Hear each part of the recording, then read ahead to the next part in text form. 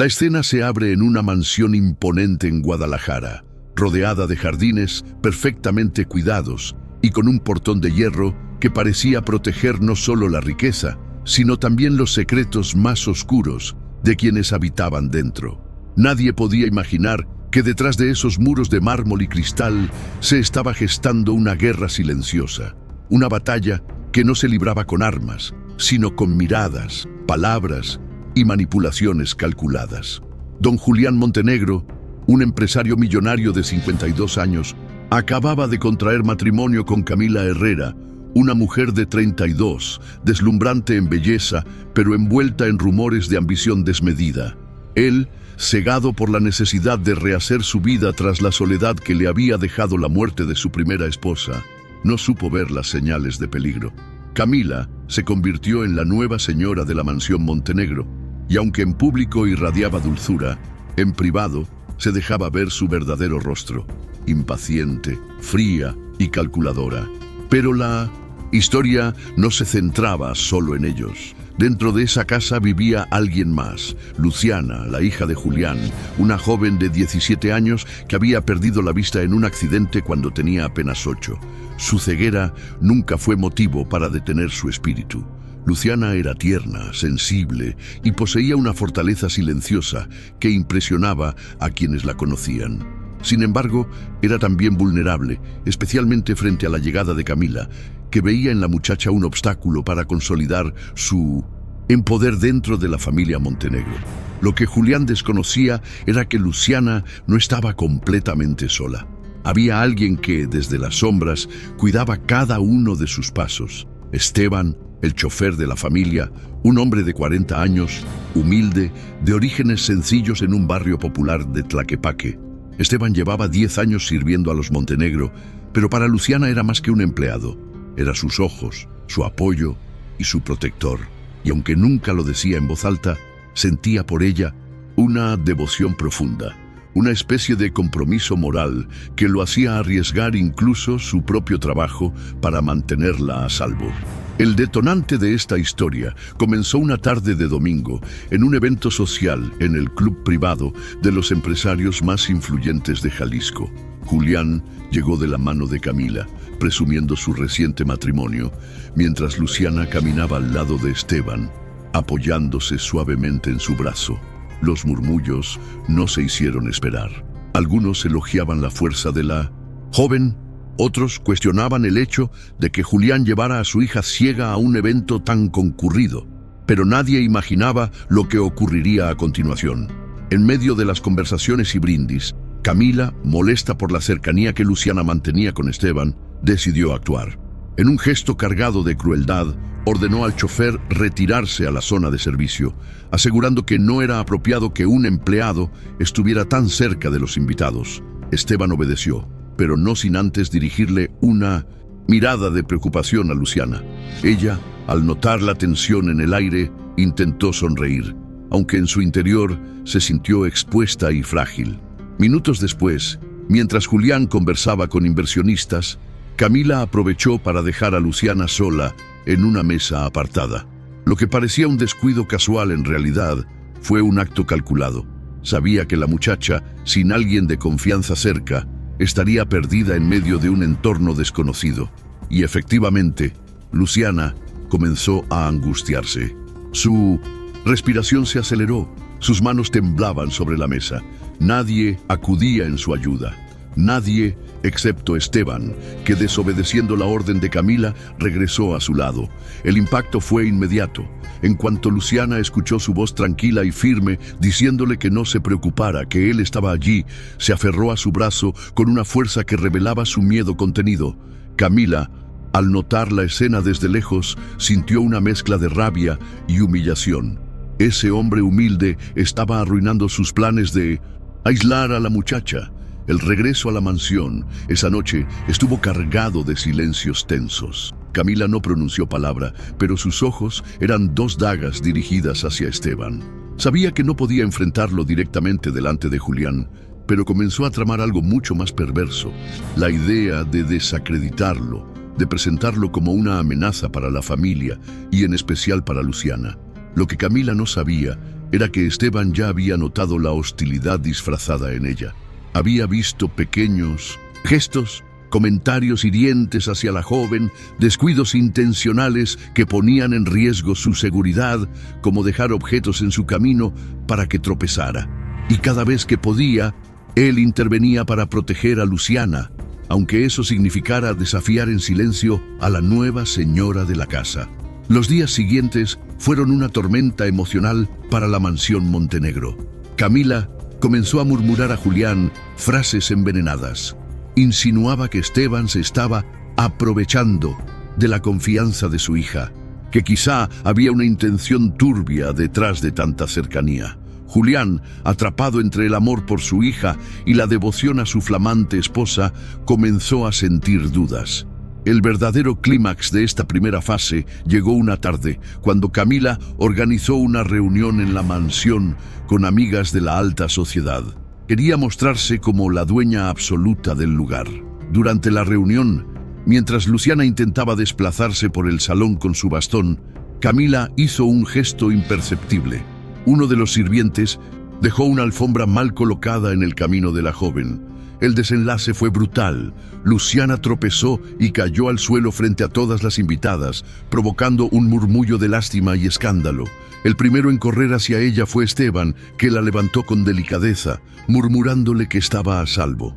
Los ojos de Luciana se llenaron de lágrimas, no tanto por el golpe físico, sino por la humillación pública. Y allí, frente a todos, Camila soltó una frase que heló el aire. Es una pena que ni siquiera con tanta ayuda pueda comportarse con dignidad. Las risas contenidas de algunas invitadas retumbaron como cuchillos en el corazón de la joven. Esteban, con el rostro enrojecido de indignación, la sostuvo firme y desafiante. Y en ese instante, Julián, que había presenciado la escena, sintió por primera vez una grieta en la imagen perfecta de su esposa. Lo que estaba a punto de descubrir cambiaría no solo la dinámica de su hogar, sino el rumbo de su vida entera, porque la lealtad de un chofer y la maldad de una mujer ambiciosa pronto chocarían en un desenlace que nadie podría haber anticipado. La noche después del incidente en la sala principal fue silenciosa en la mansión Montenegro.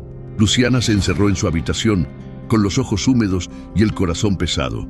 No era la primera vez que sufría una humillación, pero aquella había sido diferente, pública, cruel y con la clara intención de exhibir su vulnerabilidad como un espectáculo para otros. Afuera, los murmullos de las invitadas aún resonaban en su mente como un eco doloroso.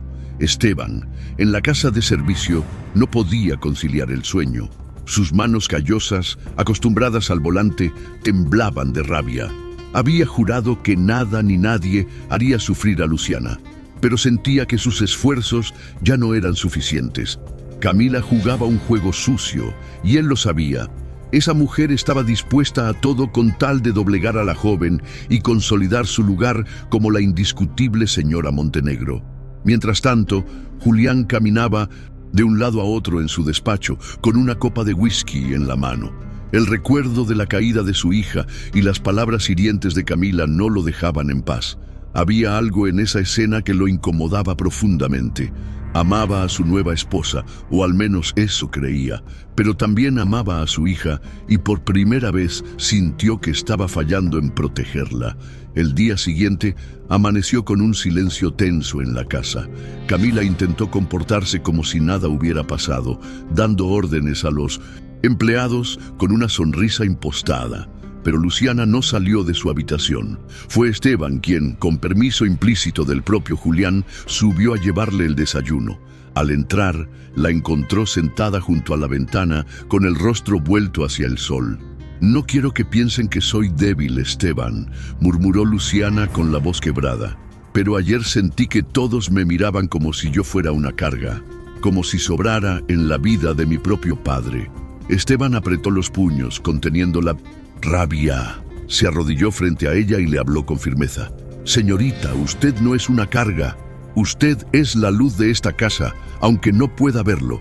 Y mientras yo esté aquí, nadie la hará sentir menos». Las palabras del chofer calaron hondo en el corazón de la joven. que esbozó una leve sonrisa entre lágrimas. Aquella escena marcó un antes y un después. Luciana se aferró aún más a la presencia de Esteban, y él se comprometió silenciosamente a enfrentar lo que fuera necesario por protegerla.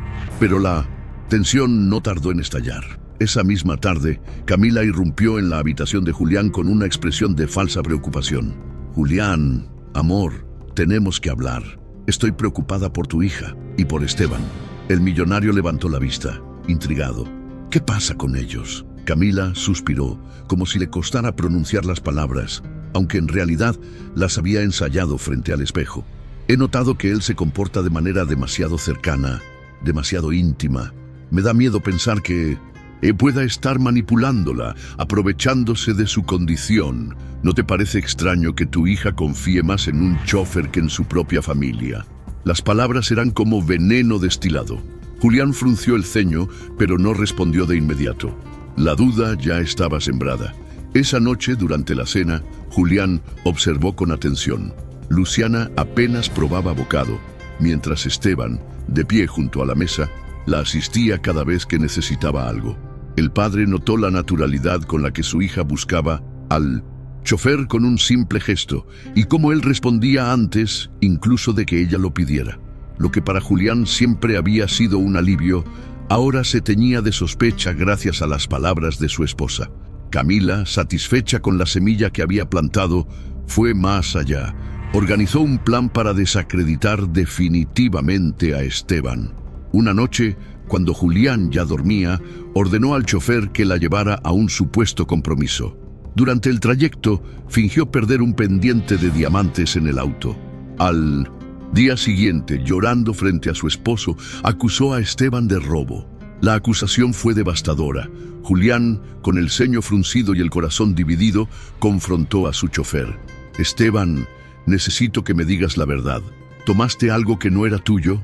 El chofer, herido en su honor, negó con firmeza. «Señor, llevo 10 años en esta casa.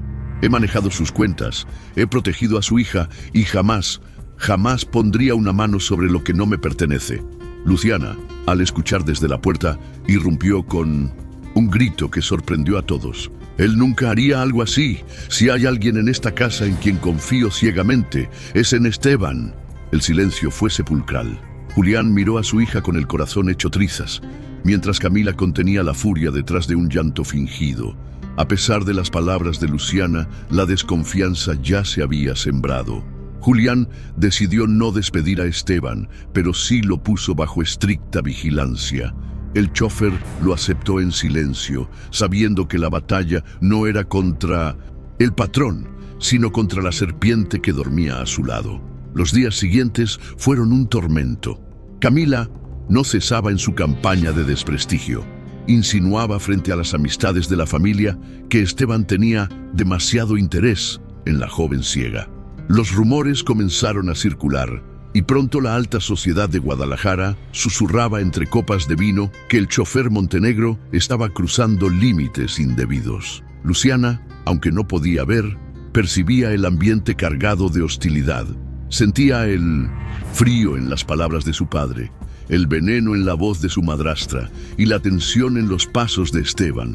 Una noche, incapaz de soportarlo más, se dirigió al chofer en el jardín. «Si todo esto es por mí, Esteban, si por mi culpa quieren arruinarte, dime y yo me alejaré». Él la miró con un nudo en la garganta. «Jamás me alejaría de usted. Y si me echan de esta casa, la seguiré cuidando desde afuera, aunque tenga que dormir en la calle frente al portón». Esas palabras, dichas con un fuego inquebrantable, hicieron que Luciana rompiera en llanto. No eran lágrimas de dolor, sino de gratitud. Por primera vez entendió que, en medio del lujo y la traición, su verdadero guardián no era su padre millonario, sino aquel hombre humilde que lo arriesgaba todo por ella. La tensión alcanzó un nuevo punto de quiebre cuando Julián, presionado por Camila, decidió organizar una reunión con su abogado. Allí, frente a todos, anunció que pronto revisaría su testamento. Camila sonrió satisfecha, creyendo que finalmente consolidaría su poder. Pero lo que no sabía era que Julián comenzaba a abrir los ojos lentamente. gracias a los pequeños gestos que había visto entre su hija y su chofer. Una tormenta se avecinaba en la mansión Montenegro, y cuando estallara no habría regreso. El anuncio del testamento cayó como un rayo en la mansión.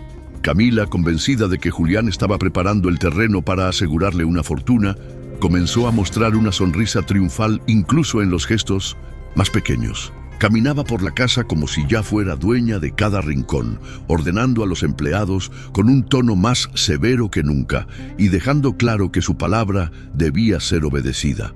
Luciana, en cambio, sintió un escalofrío.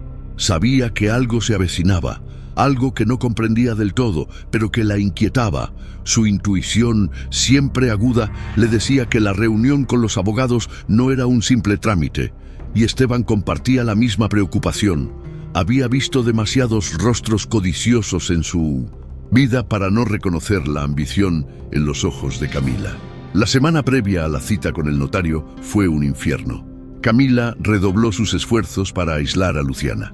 Le prohibió salir de la mansión sola, limitó sus paseos por los jardines e incluso llegó a ordenar que el piano, su único refugio, fuera trasladado a un rincón apartado bajo el pretexto de remodelar el salón principal. Cada decisión era un golpe calculado, un intento de reducir la voz de la joven hasta convertirla en un simple adorno invisible dentro de aquella casa lujosa. Pero Esteban no lo permitió del todo.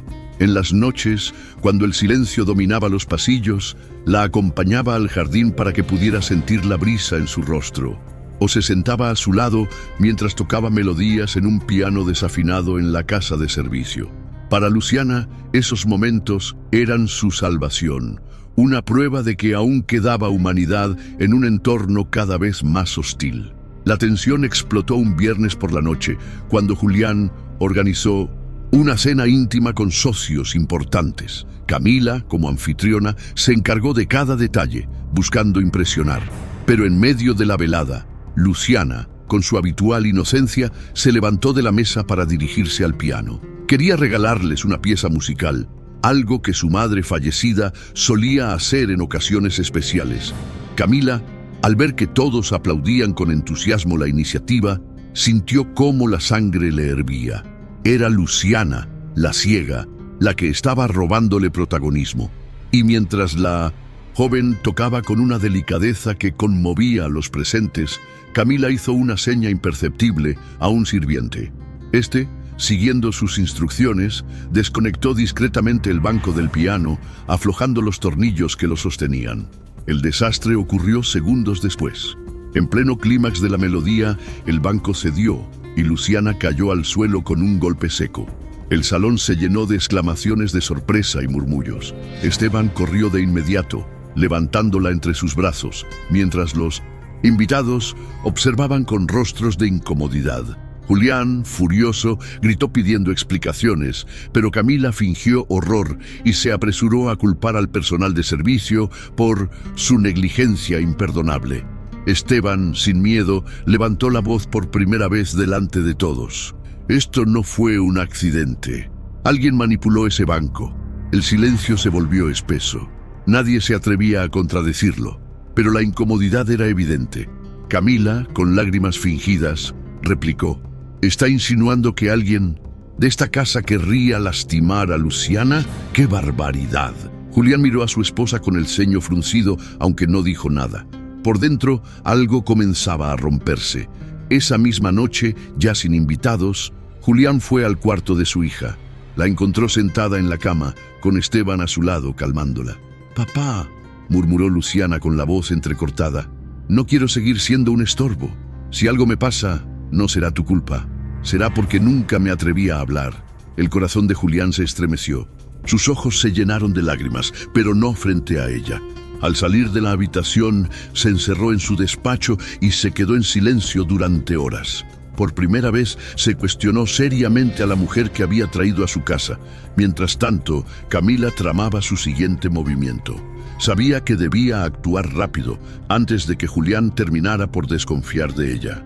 Una noche, entró a escondidas en la oficina del millonario y manipuló algunos documentos, intentando dejar indicios de que Esteban Había estado robando información confidencial sobre negocios. Su plan era sencillo: destruir al chofer a nivel profesional y expulsarlo de la mansión para siempre. Lo que no esperaba era que Julián, curioso por las sospechas, había mandado instalar discretamente cámaras de seguridad en su despacho. Al día siguiente, al revisar las grabaciones, quedó impactado al ver a su propia esposa hurgando entre sus papeles. El millonario no dijo nada de inmediato. Guardó silencio, esperando el momento adecuado para confrontarla. Mientras tanto, su desconfianza hacia Camila crecía como una sombra que amenazaba con devorar su matrimonio. Por otro lado, Esteban comenzó a notar que lo seguían de cerca. 2 hombres en autos lujosos lo observaban cuando salía a hacer mandados para la casa.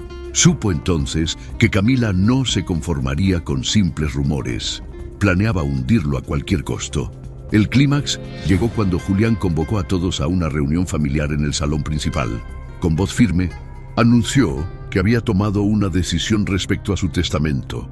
Camila, sentada erguida y sonriente, parecía segura de lo que iban a escuchar, pero Julián sorprendió a todos. He decidido que la mayor parte de mi fortuna será destinada a un fideicomiso en beneficio exclusivo de mi hija Luciana. Nadie más tendrá acceso a esos recursos, ni ahora ni en el futuro. El rostro de Camila se transformó en una mueca de furia contenida. Sus manos temblaban sobre el regazo, pero fingió una sonrisa débil. Claro, amor, lo que tú digas. Esteban, que permanecía de pie al fondo, bajó la mirada, sintiendo un alivio silencioso. Luciana, aunque no entendía completamente la magnitud del anuncio, percibió la tensión en el aire y se aferró a su bastón con fuerza. A partir de ese día, la guerra en la mansión dejó de ser silenciosa.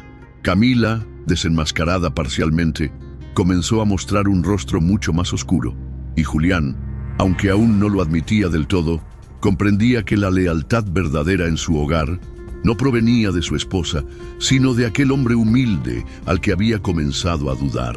La pregunta que todos temían hacerse era clara: ¿hasta dónde estaría dispuesta a llegar Camila para no perder lo que creía suyo?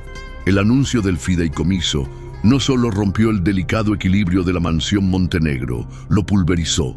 Desde ese día, cada desayuno se volvió un campo minado, cada sobremesa una trinchera silenciosa en la que la mirada de Camila, fría como una hoja de metal recién afilada, buscaba la manera de cortar el aire y el ánimo de quienes ahí respiraban.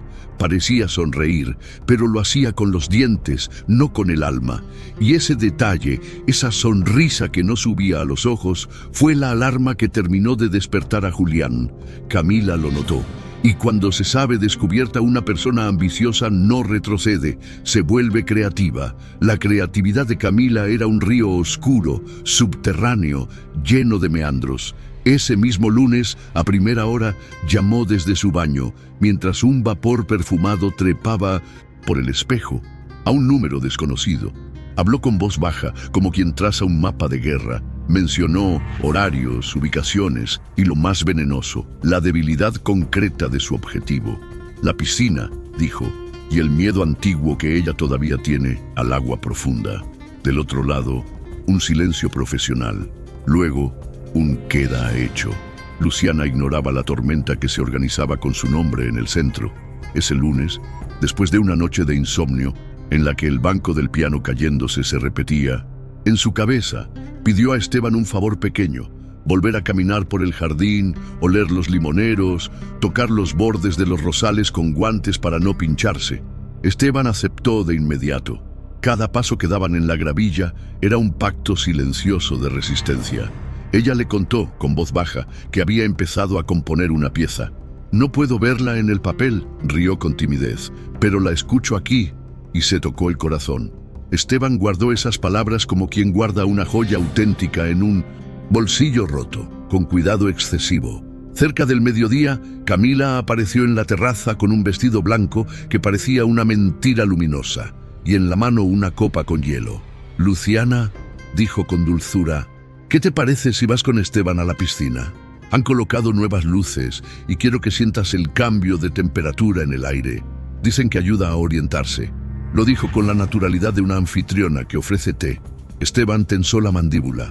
Recordaba bien lo que el médico de la familia había recomendado: evitar llevar a Luciana sola a la zona profunda, reducir los sobresaltos, nada de bromas pesadas en el agua por el trauma de infancia.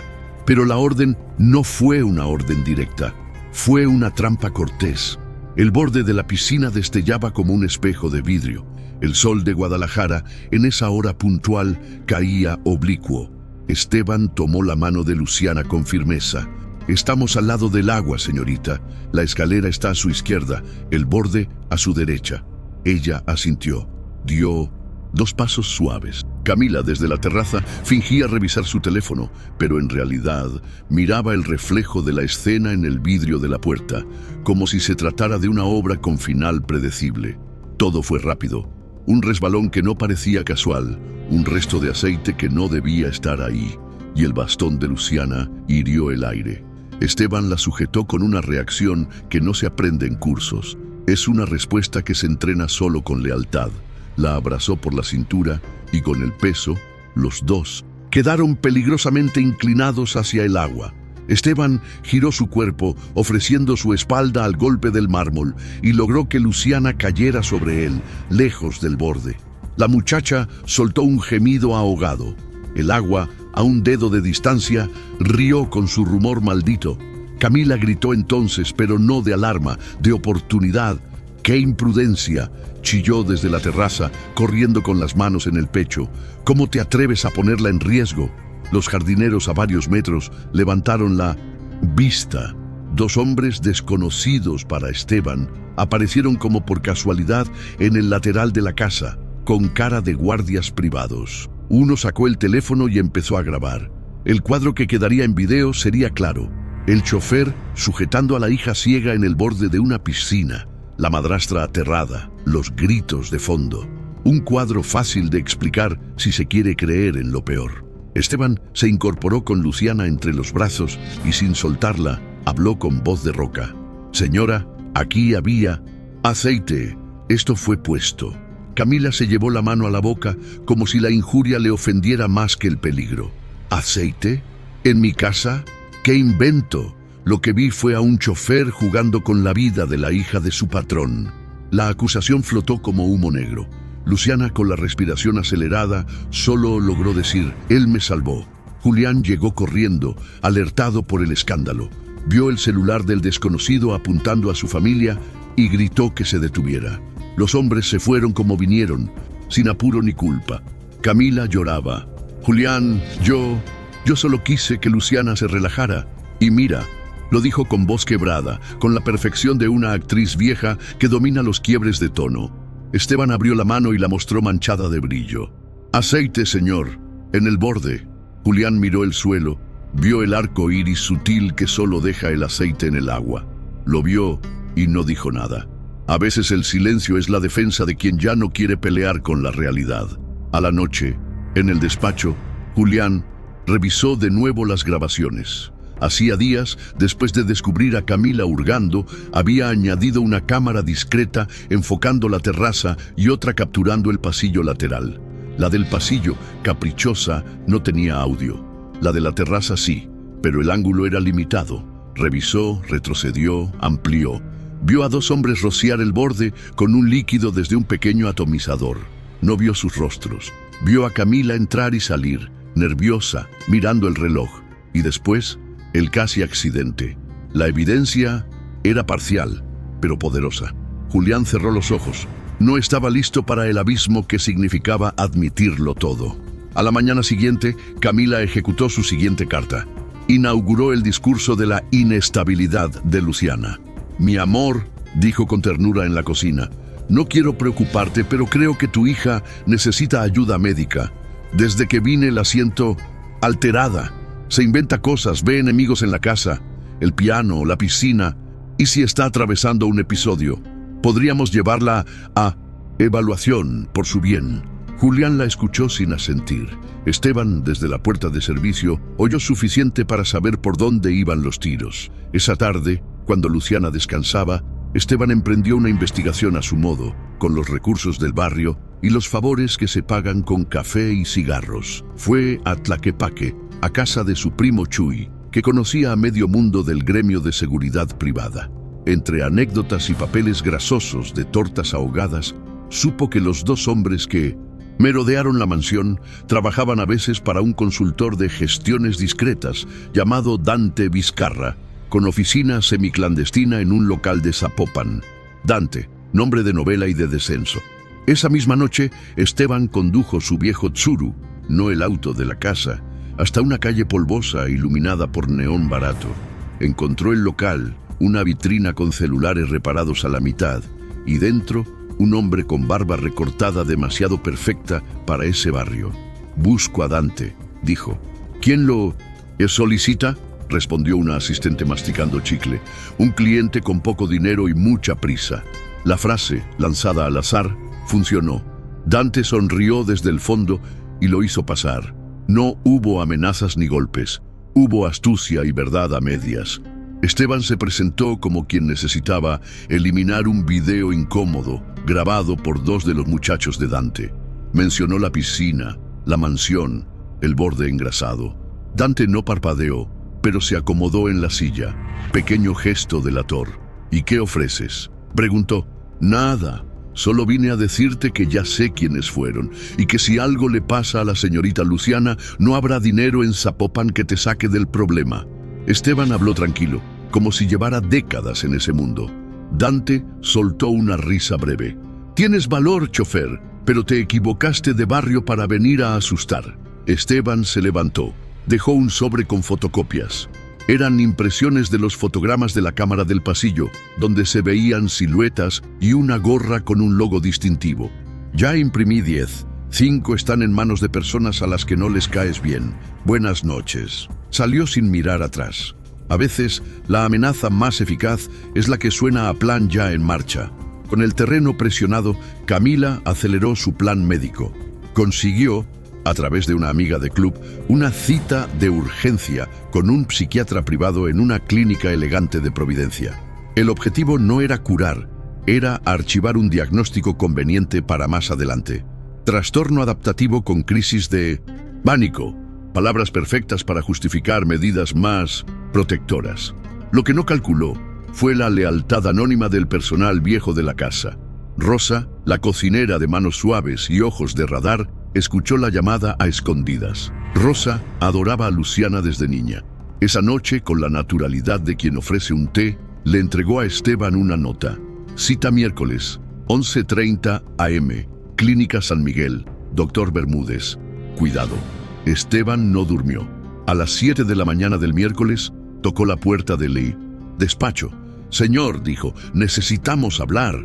Julián estaba cansado de gente que necesitaba hablar, pero le hizo una seña. Esteban no adornó. Le dijo lo del aceite, lo de los hombres, lo de Dante, lo de la clínica. Habló como quien presenta un informe de seguridad de una fábrica a punto de explotar. Julián lo escuchó entero. Al terminar, se fue hasta la ventana. La ciudad, allá abajo, se movía sin saber nada de la guerra en esa casa. «No puedo acusar a mi esposa sin una prueba limpia», dijo. «Pero no voy a entregar a mi hija a una clínica como quien deja una joya en una caja fuerte ajena». Esteban asintió. «Entonces acompáñenos», propuso. «Vaya usted, yo la sigo en otro auto. Si todo es correcto, lo veré entrar y salir con su esposa y su hija. Si no, estaré cerca». Camila, impecable en un traje gris perla, bajó a Luciana con una paciencia fingida, como quien conduce a una niña a su primer día de escuela. Julián cerró el abrigo de su hija con ternura. «Solo una evaluación, mi amor, para que estés mejor». Luciana no discutió. Había aprendido que a veces, en las batallas largas, uno no elige todos los campos de pelea. Esteban tomó el Tsuru y se mantuvo a distancia prudente, como la sombra que siempre ha sido. En recepción, el protocolo fue rápido. Firmas, datos, una sala con olor a desinfectante caro. El doctor Bermúdez salió con bata planchada y sonrisa de anuncio. «Señor Montenegro, señora Camila, será breve». No miró a Luciana.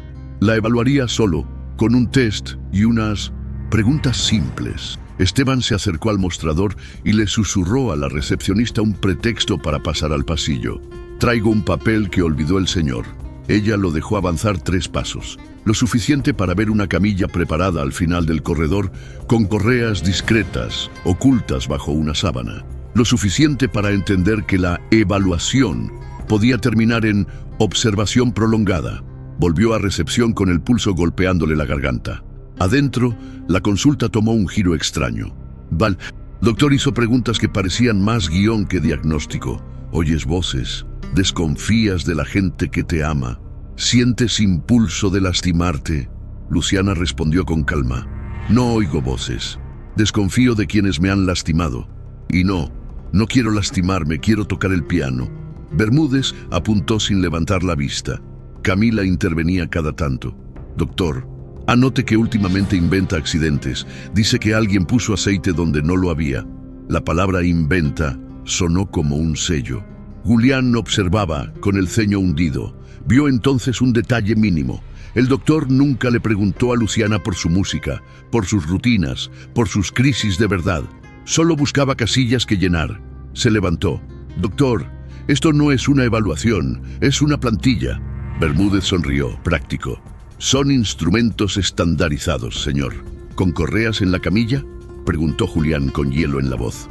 Bermúdez dejó de sonreír. Vio el castillo derrumbarse y buscó refuerzos en la mirada de Camila. No los encontró. La puerta se abrió con un golpe seco.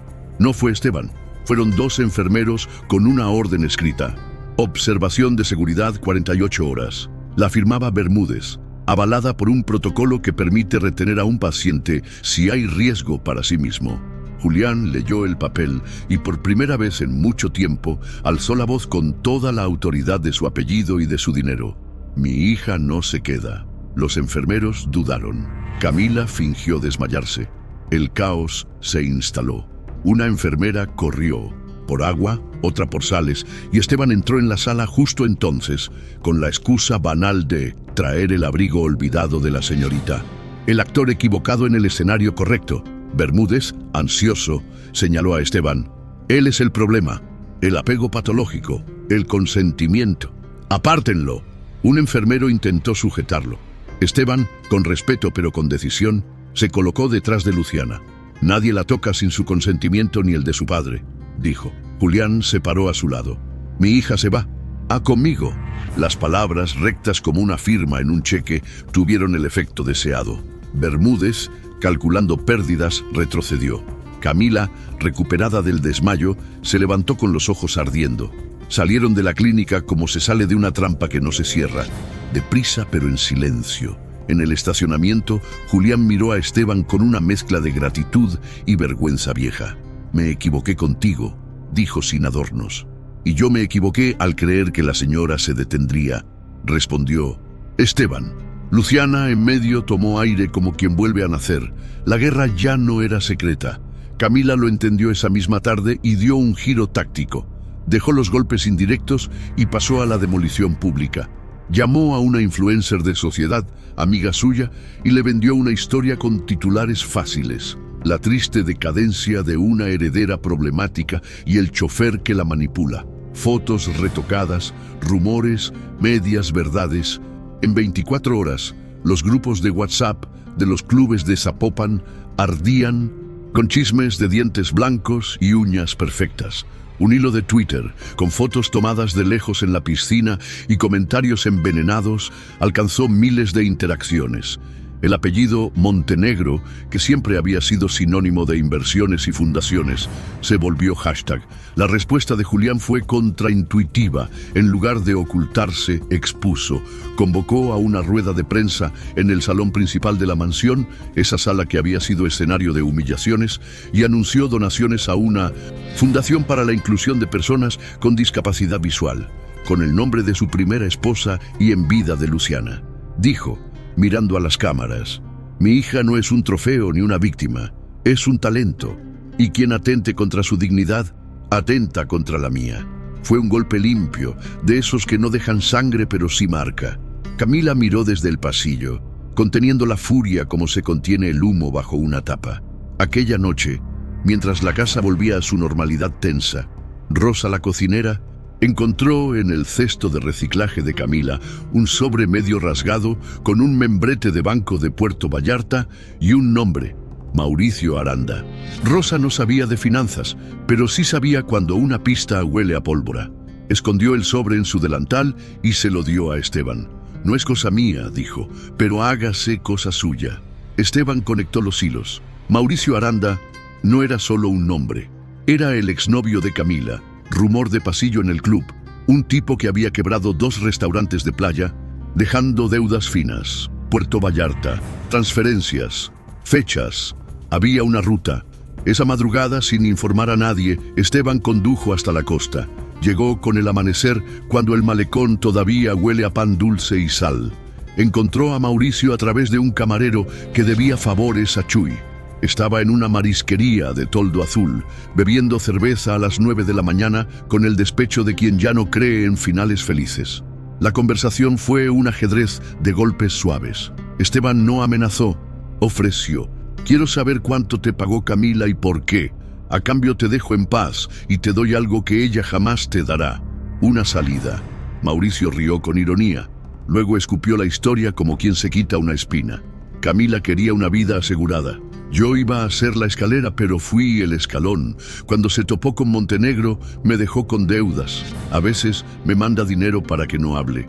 Y para trabajos puntuales. Nada de sangre, solo sustos. Ya sabes, la piscina fue idea suya. El pendiente. Perdido en el coche también. Si me hunde, la hundo. Esteban lo grabó con el teléfono, el mar de fondo, como testigo antiguo. No necesitaba detalles morbosos, solo puntos que un abogado pudiera convertir en líneas.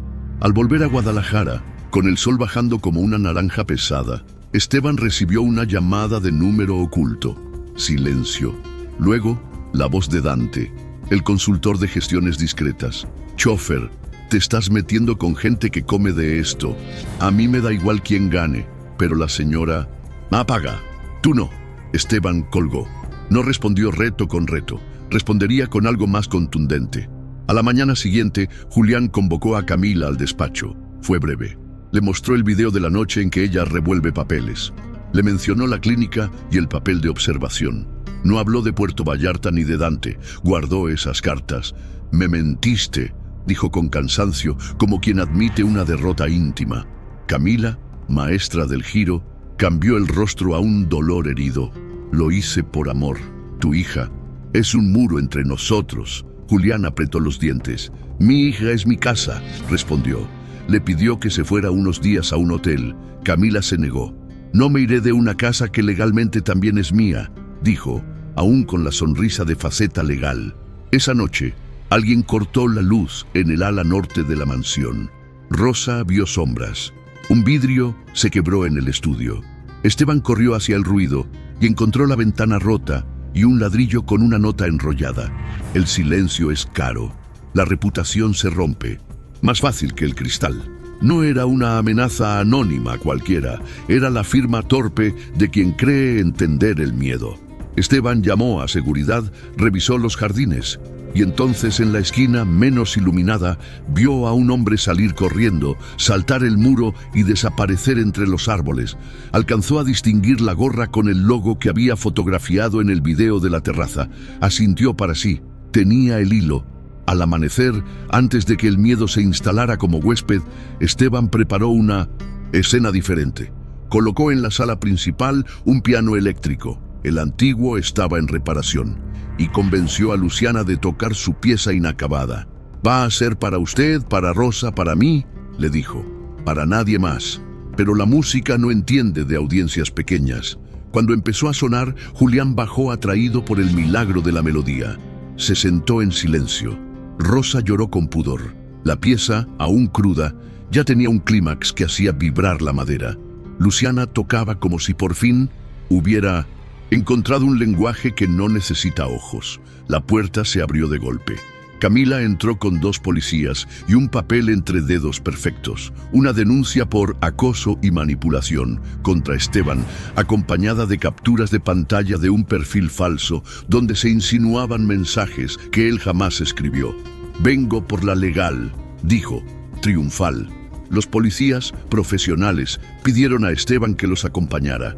La música se detuvo con una nota suspendida, como un grito tragado.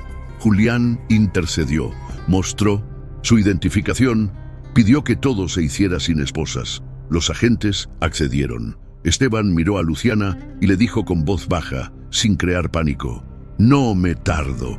Pero ambos sabían que ahora la guerra había cruzado una línea. En la estación, el trámite olía a tinta vieja y a procedimientos que se torcían con poco dinero. El comisario hojeó la denuncia. Esteban pidió hacer una sola llamada. Marcó a Chuy, que ya estaba listo para ese momento, y a un abogado que había trabajado con la empresa en 1900 pleitos laborales. En 2 horas, el abogado llegó con un folder, pruebas de su historial intachable, cartas de recomendación, capturas que demostraban que el perfil del que salían los supuestos mensajes fue creado hacía 48 horas, desde un dispositivo registrado con el correo de una asistente de Camila. El comisario entendió que el caso sencillo era un pantano. Dejó a Esteban salir con una cita para declarar formalmente al día siguiente. No había cárcel esa noche. Había algo mejor: tiempo. Al volver a la mansión, Esteban encontró a Luciana esperando en la entrada, de pie, con el bastón como estandarte. «No te vuelven a tocar», dijo ella, y en su voz había un filo nuevo. No era violencia, era decisión. Julián los observó. «Mañana convocaré a todos», anunció. «Esto termina en mi casa, con mis reglas». Nadie durmió. Rosa rezó en silencio con el rosario heredado de su abuela. En Zapopan, Dante recibió una transferencia y una nota. «Último pago. Desaparece». Se rió. Sabía que los últimos pagos son como los últimos tragos. Nunca son el último. En Puerto Vallarta, Mauricio apagó el teléfono y se prometió dejar de beber, al menos ese día. El sol de la mañana siguiente no trajo claridad, trajo espectadores. Camila llegó a la sala con un vestido rojo que gritaba victoria preventiva. Julián estaba de traje, serio como en una junta de consejo. Esteban permanecía de pie, detrás, discreto y firme. Luciana, sentada junto al piano eléctrico, respiraba como antes de empezar su pieza. Julián tomó la palabra y, por primera vez, puso sobre la mesa el video de la oficina, la historia de la clínica, las transferencias a Mauricio. No mostró todos los detalles, pero mostró lo suficiente. «Camila», dijo, «¿algo que decir?» Ella sonrió. «Sí, que no tienes nada concluyente, que todo es interpretaciones, y que tu chofer», señaló a Esteban, «se irá hoy, con o sin policía». El timbre interrumpió el duelo. Un mensajero dejó un sobre manila con el sello de un despacho en Vallarta. Dentro, un USB y una carta breve. «Para el señor Montenegro, he decidido colaborar. M. Aranda». Julián conectó el USB. En la pantalla, Mauricio apareció despeinado y sobrio, contando con voz opaca lo que Esteban ya había escuchado en la marisquería. Los pagos, los favores, la piscina. No había poesía, había fechas. El silencio fue una pared. Camila, por primera vez, perdió el guión. Miró a su alrededor, buscando tablas para no hundirse. No las había. Luego, como un animal acorralado, eligió el peor camino. «Esto fue por amor», repitió, pero ya nadie compraba ese eslogan. Dio un paso hacia Luciana. Tú me quitaste todo», y estiró la mano, no para pegar, no habría llegado tan lejos, sino para arrebatarle el bastón. Esteban lo vio antes que nadie. Se colocó entre ambas con calma y firmeza. «Hasta aquí», dijo, y justo cuando parecía que por fin la máscara caería y la casa respiraría, un ruido seco se escuchó desde el jardín. El portón principal forcejeado, voces extrañas, pasos apresurados, como si la historia se negara a cerrar con facilidad. Esteban giró el rostro hacia la ventana. Reconoció esa cadencia de botas. La puerta del salón se abrió. Entraron 3 hombres con pisa y chaquetas negras sin insignias visibles. Uno de ellos llevaba la misma gorra con el logo inconfundible. «Señora», dijo el de la gorra, «venimos por su encargo». Camila, pálida, intentó decir que se había acabado. El hombre no oyó o no quiso. Miró a Esteban y sonrió sin humor. «Ahora sí. El chofer, a ver de qué estás hecho».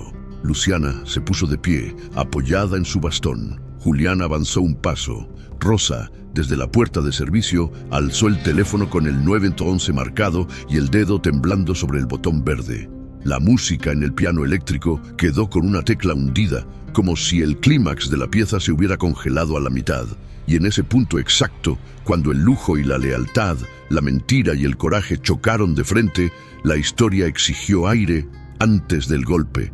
Los tres hombres irrumpieron como un mal presagio con botas de caucho ensuciando el mármol. No eran fantasmas, eran la confirmación de que la violencia, cuando se la invita al lujo, siempre encuentra la alfombra roja. El de la gorra con el logo inconfundible avanzó 2 pasos y midió a todos con una mirada de inventario. El millonario que pagaría por su silencio, la esposa que ya había pagado bastante, la muchacha ciega que no debía entender, el chofer con espalda de muro. Sonrió sin mostrar dientes. Nadie no quiere sangre, dijo, pero todos quieren que esto termine. En el aire, esa frase sonó como una cláusula de contrato. Esteban dio un paso adelante, no para desafiar, sino para ocupar el lugar correcto, entre el peligro y Luciana. Julián, con la voz aún templada por los consejos de sus juntas, habló desde la autoridad que no se grita. «Esta es mi casa. Se van ahora o no salen por la puerta». El de la gorra se rió, un sonido corto, sin alegría. Hizo un gesto con la mano y el segundo hombre, más bajo, cerró el portón interior. El tercero, manos en los bolsillos, observaba los ventanales, buscando cámaras. Rosa, desde la cocina, apretó por fin el botón verde. 911. Voz temblorosa, dirección clara, palabras suficientes. Camila, pálida bajo el rojo del vestido, intentó recuperar el guión. «Yo no ordené esto, váyanse». Pero ya no tenía mando. Había comprado una maquinaria que, como todas las máquinas bien engrasadas, seguía girando hasta completar el ciclo. El de la gorra alzó un teléfono y apretó play. Una grabación resonó. La voz de Camila hace 2 noches dando instrucciones ambiguas. Que los asusten, que no se acerque más a mi casa, que entiendan. No decía golpeen, no decía secuestren, decía asusten. Pero el tono era un filo. Julián cerró los ojos un segundo. Al abrirlos, ya no había esposo confundido. Había un padre afilado por la evidencia. Caminó hacia la consola de domótica, ocultando el movimiento tras una columna. Esteban entendió el código mudo y para ganar segundos habló en voz alta. «¿Qué quieren exactamente?» «Una firma», respondió la gorra. «Un acuerdo. El chofer se va hoy, nunca vuelve. Ustedes no hablan de nada. Y si el millonario quiere paz, olvida los USB, los tweets, las clínicas. Todos felices. Todos menos la verdad», dijo Luciana con un hilo de voz que parecía venir de un lugar más antiguo que el miedo. El de la gorra la miró con un gesto casi compasivo. Esa compasión falsa que a veces muestran los que creen conocer el dolor ajeno. Y, justo cuando iba a decir algo, la casa cambió de clima. Un zumbido leve, casi imperceptible, corrió por el techo. Luego, un chasquido. La luz fría del salón se volvió cálida y después estalló en una lluvia fina. Los aspersores contra incendios se activaron de golpe, bañando el mármol, el vestido rojo, la gorra, los papeles, todo. La mansión entera olía a agua vieja y a electricidad nerviosa. Esteban había visto a Julián inclinarse sobre la consola y supo, el patrón había tenido por fin un acto de guerra. El agua hizo lo que a veces no logran las palabras, desordenó el orden del enemigo. El de la gorra maldijo, el bajo resbaló, el tercero sacó la mano del bolsillo y enseñó por fin lo que llevaba. No era un arma, era un punzón para romper vidrio. Menos letal, más cobarde. Entre el ruido de agua y gritos, Luciana hizo algo que nadie esperaba. Caminó, guiada por el sonido de la lluvia interior, hasta el piano eléctrico. Sus dedos tantearon las teclas mojadas y pulsaron 3 notas que sonaron como un código. Esteban entendió, eran las notas altavoz de la alarma perimetral que él mismo había configurado como truco musical para ella. 3 notas equivalían a pánico en el sistema. La mansión empezó a aullar con una sirena que cortaba el aire como un cuchillo limpio. Afuera, en la caseta, el guardia, un hombre viejo que había enseñado a Esteban a cambiar llantas en 3 minutos, apretó su propio botón La cadena del portón principal vibró y un candado magnético cerró con un clic seco que sonó a destino. El de la gorra ya empapado calculó salidas. Hizo un gesto al bajo, la ventana del estudio. El punzón golpeó el cristal y el agua, necia, lo volvió jabón. Resbaló. Esteban aprovechó el tropiezo para cargar no como un bravucón, sino como un jugador de fútbol que sabe barrerse sin romper huesos. Firme, al tobillo, al centro de gravedad. El bajo cayó con rugido. El tercero sacó algo de la cintura. Ahora sí, un objeto metálico. Rosa chilló. Julián se movió más rápido de lo que su edad prometía y levantó un florero de ónix que había comprado en San Miguel de Allende con su primera esposa. El golpe al antebrazo sonó metálico y el objeto rodó. No era pistola, era taser. Esteban alcanzó a tomarlo. Lo encendió. El zumbido azul pintó la escena. No lo usó, lo mostró. Nadie toca a la señorita, dijo. Ya no. El de la gorra, sin perder del todo la calma, levantó las manos en un gesto teatral de tregua. En ese segundo, al fondo, las sirenas de patrullas reales se mezclaron con la de la mansión. Azul y rojo parpadearon en los ventanales como si afuera hubiera una fiesta de neón. El hombre de la gorra entendió que el teatro se había acabado. Puso las manos detrás de la nuca. El bajo, en el suelo, lanzó un insulto y se quedó quieto. El tercero miró a Camila como pidiendo instrucciones. Ella solo lloraba en silencio, con el rímel bajando en líneas negras sobre la lluvia artificial. Entraron dos patrullas y detrás una camioneta de seguridad privada con los dos guardias del fraccionamiento que nunca habían tenido que ganarse el sueldo de verdad. Los policías alzaron cejas, tomaron declaraciones de inmediato porque la escena lo pedía todo ahí. Hombres, agua, taser, vidrio roto, sirena, millonario, esposa, chofer. Las cámaras interiores, gracias a esa obsesiva previsión que había nacido en el despacho, lo estaban registrando todo. El de la gorra, esposado, hizo su último intento de control. Yo no hablo, yo trabajo, yo sí hablo, dijo una voz nueva desde 1906. La puerta, y entró, empapado por la lluvia que ahora llegaba también al umbral, Mauricio Aranda. Camisa arrugada, ojos claros, sobriedad frágil. En la mano, un sobre plástico con copias, transferencias, mensajes, fotos de cuentas de hotel. No era héroe, era un hombre cansado de deber favores al miedo. Yo hablo, repitió. Y si me preguntan por qué hoy, diré la verdad. Ya no quiero deberle nada a esta historia. Los policías lo separaron, tomaron su testimonio. Mencionó a Dante Vizcarra, mencionó fechas y montos. La lluvia interior seguía cayendo, pero ya nadie la notaba. El clímax tenía otros sonidos. Camila se desplomó en una silla. Cuando levantó la vista, buscó a Julián con ojos de rehén. Habló sin voz, solo con labios. Perdón. Pero el perdón, ahí, era una palabra demasiado barata. La escena formal terminó con protocolos. Los tres hombres se fueron en patrullas. Mauricio declaró y firmó. Los guardias apagaron el sistema. Rosa trajo toallas grandes como mantas. Luciana seguía de pie, junto al piano. Esteban, al fin, respiró. No hubo gritos, no hubo histeria, hubo ese silencio lleno que queda después de una tormenta fuerte. Julián caminó hasta la consola y apagó la sirena. Fue a la ventana. Afuera, la ciudad seguía surrealmente normal. Un vendedor de elotes, un repartidor en bicicleta, un cielo que no decidía si nublado o claro. Volvió al centro del salón y miró a Camila. Su voz salió baja, sin épica. «¿Te vas hoy?» Camila abrió los labios. «No tengo a dónde. Tienes hoteles, amigos, abogados. Te vas hoy», repitió, sin elevar un milímetro el tono. Ella asintió, pero no se movió. Había perdido la habilidad de caminar con dignidad. Fue Rosa quien puso fin a la escena con una ternura cruel y justa. Dejó a su lado una maleta negra que ya tenía cosas dentro. Nadie preguntó cuándo la había hecho, quién le había dicho que la preparara. En las casas viejas, las mujeres ven venir los finales y los alistan sin discursos.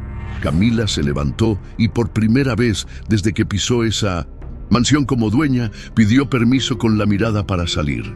Nadie se lo dio, no hacía falta. Cruzó el salón, dejó un rastro de agua y perfume caro y se fue. La puerta se cerró con un suspiro. El día siguiente fue administrativo y feroz. Julián, con su abogado, interpuso denuncia formal contra Dante Vizcarra, reforzó la que ya pesaba sobre los 3 hombres, añadió el material de Mauricio, presentó la grabación de Camila en el despacho, sumó la tentativa de privación de libertad encubierta bajo observación en la clínica. No hubo rencor, hubo documentos. La justicia no se alimenta de odios, sino de pruebas, y en eso los Montenegro, al menos esa semana, fueron mezquinos con la épica y generosos con la evidencia. La prensa, que días antes había murmurado como gallinero con los chismes de la heredera problemática, recibió ahora un paquete completo. Rueda de prensa, USB editado por el equipo legal para no obstruir procesos, anuncio solemne. Julián habló 15 minutos, dijo nombres sin caer en el linchamiento. Protegió el proceso, defendió a su hija, no pronunció la palabra arrepentido, aunque le disputaba el paladar. La fotografía que salió al día siguiente fue rara para los estándares de revistas de sociedad. Un millonario serio, sin copa en la mano, abrazando a su hija que sostenía un bastón blanco como bandera. Esteban salió en una esquina, desenfocado, como siempre. La mansión se vació de ruido malo y se llenó de ruidos útiles. Técnicos reparando el techo del salón. Un piano de cola que volvió triunfal al lugar de honor. Jardineros cambiando una losa resbalosa por piedra porosa. Rosa, reina invisible, reorganizó el mundo con cucharas y coladores. Chuy visitó a Esteban con una bolsa de pan dulce y un abrazo largo, de esos que se dan entre hombres que no dicen «te quiero», pero lo sienten. Luciana, sin embargo, no tocó el piano 2 días. No por miedo, por respeto al silencio después del salvamento. Esteban la acompañó en los paseos nocturnos. Hablaron poco. Ella le pidió que le describiera el agua cayendo del techo, cómo reflejaba la luz, cómo sonaban las botas, cómo olía el taser con su zumbido azul. Esteban contó sin adornos, como quien limpia una herida con suero. Al terminar, Luciana dijo: «Quiero tocar eso». El miedo, el después del miedo, y empezó a componer. El juicio social contra Camila fue más rápido que cualquier proceso legal. Las amigas de club desconectaron los teléfonos. Los grupos dejaron de invitarla a brunches con smoothies verdes. Las marcas que la habían tenido como imagen antiedad bajaron discretamente sus fotos. Ella, que había construido su identidad en el espejo, descubrió de golpe que los espejos también pueden vaciarse. Se refugió en un hotel alto con vista al puente Matute Remus y contrató abogados con historial de aplazamientos. Negó, difamó, intentó. Durante semanas, la ciudad habló de otra cosa y ella se volvió, a la vez, el centro y la periferia de su propia infamia. Dante escapó 2 días y cayó el tercero. No por operativos espectaculares, sino por un error viejo. Confiaba en que todos tenían precio. Chuy, en su esquina, sonrió sin alegría cuando se enteró. «Nadie es más caro que un hombre con vergüenza», dijo, entregando a los suyos la moraleja de bar que merecía. En la mansión, el verdadero cierre no vino con timbres legales, sino con música. Julián quería una ceremonia íntima para lavar, frente a los suyos, el salón que había sido escenario de humillaciones y guerras. Rosa propuso algo mejor: un concierto abierto en el jardín para la fundación recién creada con el nombre de la primera esposa. No un evento de sociedad, sino una noche de luces cálidas, sillas de madera, niños de escuelas de música pública y vecinos curiosos. Julián dudó 3 segundos, el mismo tiempo que tarda un hombre en quitarse el orgullo y ponerse la humildad. Dijo que sí. Se montó un escenario bajo los limoneros. La brisa de Guadalajara se encargó del resto. Llegó gente con vestidos sencillos y ganas de aplaudir. Llegó prensa, aunque con menos morbo que antes. Llegó un maestro de orquesta de la Universidad de Guadalajara que había oído hablar de la ciega que toca como si viera. Llegó Chuy con su gorra más limpia. Llegó la ciudad buena, esa que no sale en las revistas, pero sostiene los edificios. Esteban no se dejó poner traje. Se puso la misma camisa blanca bien planchada, los zapatos negros que apenas usaba y esa mirada de perro viejo que ha visto demasiadas llantas desinfladas para asustarse con sirenas. Ató con discreción una cuerda al costado del escenario, guía para Luciana. Revisó 3 veces la rampa, Probó él mismo el pedal del piano de cola, como quien mide el freno de un auto antes de bajar una pendiente. Cuando el presentador dijo, con ustedes, Luciana Montenegro, el jardín hizo ese silencio que es mejor que cualquier alfombra roja. La joven subió con el bastón y la cuerda discreta. El primer paso fue un susurro, el segundo un verso, el tercero un ancla. Se sentó, tocó el borde del banco, firme ahora. Respiró como le había enseñado su profesora antes del accidente, llevando el aire a la espalda, no a los pulmones. Puso los dedos en posición. La pieza no tenía nombre. Algunos después la llamarían Después del miedo, otros La lluvia adentro, unos cuantos El bastón. Comenzó con notas aisladas, como si el piano estuviera tanteando el camino en un cuarto oscuro. Luego, un motivo ascendente, 3 notas que recordaban la alarma de pánico, se repetía y se transformaba hasta volverse melodía. El clímax llegó justo en el lugar donde aquel día los aspersores se abrieron. Acordes rotos, una lluvia de arpegios, un bajo tenso como el hilo de un funámbulo. Y después la resolución, una línea clara, desnuda, casi infantil, como esas frases que dicen los niños cuando uno les pide que definan casa. La gente no aplaudió de inmediato. Se quedaron segundos con las manos a vibrar los limoneros y las luces cálidas. Esteban, detrás del escenario, no aplaudió. Cerró los ojos. A veces, el aplauso más grande es el que no necesita manos. Julián subió y abrazó a su hija. No dijo, perdón. Dijo, gracias por enseñarme a ver. El maestro de orquesta, con la lógica práctica de los que piensan en música, se acercó al micrófono. Le temblaba de emoción esa sobriedad que suelen tener los directores. Señor Montenegro, señorita Luciana, la Universidad de Guadalajara quiere proponer algo. Un programa permanente de becas y conciertos para músicos con discapacidad visual, con su nombre.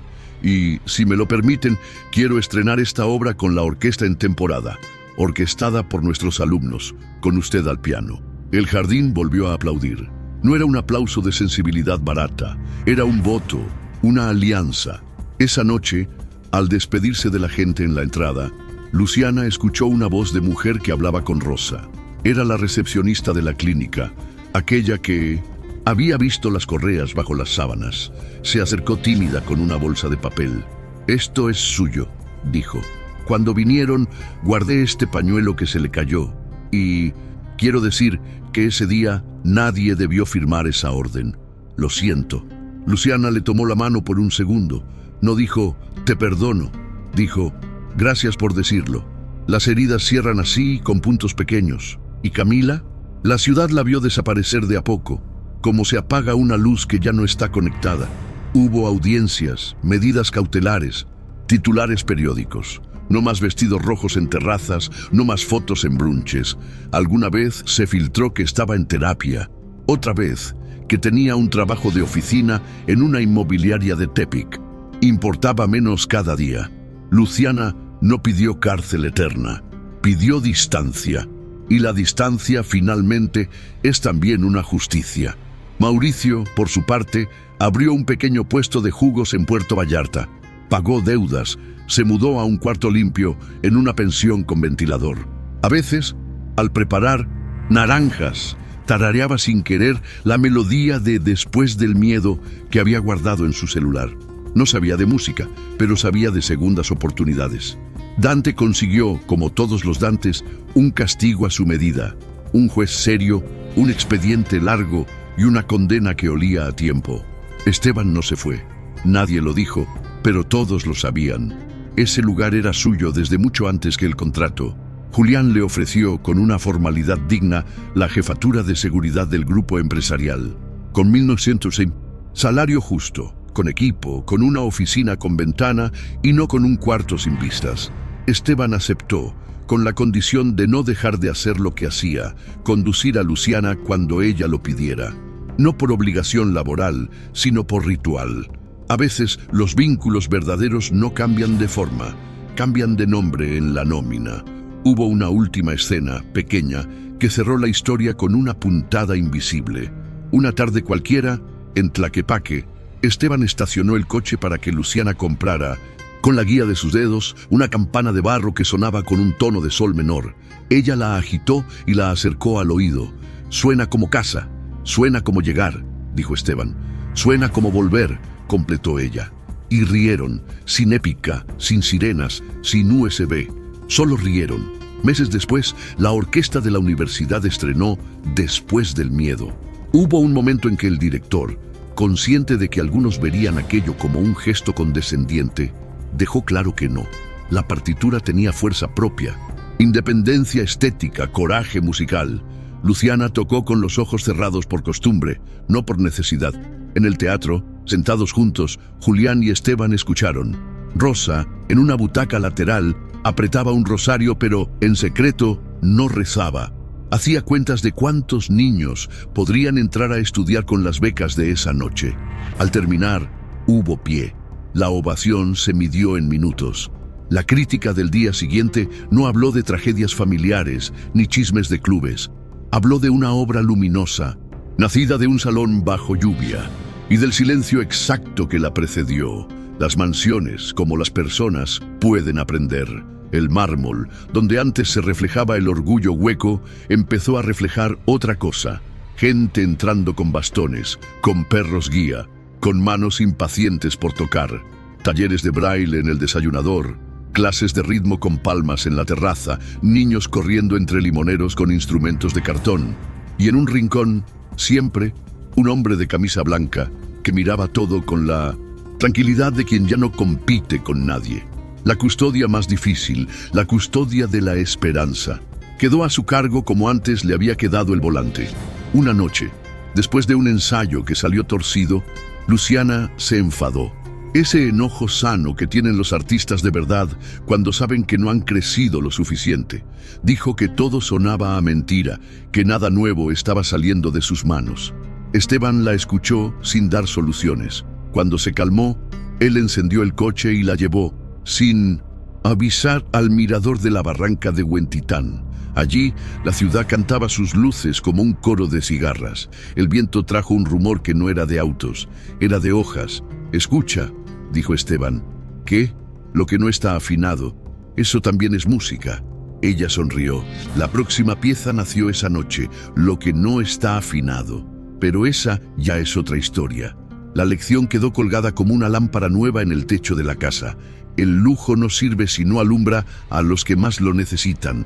La sangre no da familia si no hay lealtad. Y la lealtad no se compra con salarios ni con joyas. Se cultiva, como los limones del jardín, como la paciencia del chofer que se quedó cuando todos se fueron, como el coraje de una muchacha que aprendió a convertir la oscuridad en música. Si alguien pregunta cuál fue el instante exacto en que el millonario descubrió que su chofer protegía a su hija ciega de su nueva esposa, no fue cuando vio el USB, ni cuando escuchó las sirenas, ni cuando firmó denuncias. Fue cuando vio a Esteban, bajo la lluvia interior de los aspersores, ponerse entre el peligro y la fragilidad, y hacerlo con una elegancia que la riqueza no enseña. Ese día, Julián entendió que la fortuna mejor invertida no estaba en fideicomisos, sino en la lealtad de un hombre al que demasiados consideraban prescindible. Y por eso, cuando la vida volvió a la normalidad, esa normalidad alta de juntas y balances, cada vez que Julián entraba a su despacho, miraba hacia el rincón donde antes Camila había revuelto papeles. Ahora había en ese lugar una foto sencilla, Luciana tocando el piano, Esteban atrás, desenfocado, y una cortina de lluvia iluminada por luces cálidas. Ningún marco ostentoso, solo madera clara. Cada mañana, antes de firmar contratos, Julián tocaba el borde del marco con los dedos, como un pianista que afina su tono antes del primer acorde. El final no fue una caída, fue una cadencia. Y si alguna vez el miedo vuelve, porque siempre vuelve, en esa casa saben qué hacer. 3 notas, un botón de pánico, una cuerda al costado del escenario, una toalla inevitable, una risa compartida y una pieza nueva que empieza por las notas más humildes, esas que sostienen todas las demás. Porque la música, como la justicia y como el amor verdadero, siempre encuentra su manera. Si esta historia te mantuvo con el corazón en la garganta, déjanos un comentario con tu momento favorito. Suscríbete para más relatos intensos como este y deja tu like para que el algoritmo siga abriendo cortinas donde otros prefieren apagar las luces. ¿Quieres una secuela sobre lo que no está afinado? Escríbelo abajo y la hacemos.